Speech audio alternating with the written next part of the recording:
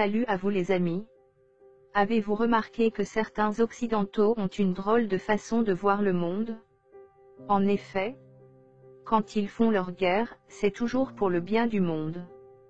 Quand ils ont une opinion, elle est internationale. Quand ils s'expriment, ils le font au nom de la communauté internationale. Quant à leurs valeurs, elles doivent être universelles. Quand ils ont une crise, elle devient mondiale. Quand ils parlent de leur langue, ce sont des langues. Quand il s'agit des langues des autres, on a vite fait de parler de dialecte. Ils se sont installés de force en Amérique, au Canada, en Australie, en Afrique du Sud, et en Amérique du Sud. Paradoxalement, ce sont les gens les plus intransigeants, dès qu'il s'agit de migration. Quand ils viennent chez nous, ils disent être expatriés. Mais quand c'est nous qui allons chez eux, nous devenons des immigrés. Quand leur visa est expiré, ils disent être en situation irrégulière.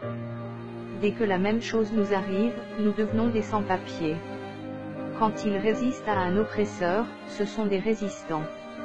Si nous faisons la même chose, nous devenons des maquisards.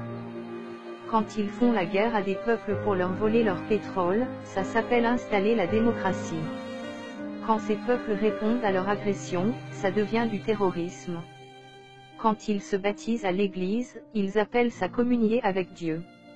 Mais quand nous faisons nos rites ancestraux, ça devient de la superstition. Quand certaines de nos femmes portent le voile par conviction religieuse, ce sont des femmes soumises et opprimées. Mais le même phénomène chez eux s'appelle une bonne sœur. Quand ils promettent des biens et services pour gagner des marchés, ça s'appelle du lobbying. La même chose chez nous, devient de la corruption.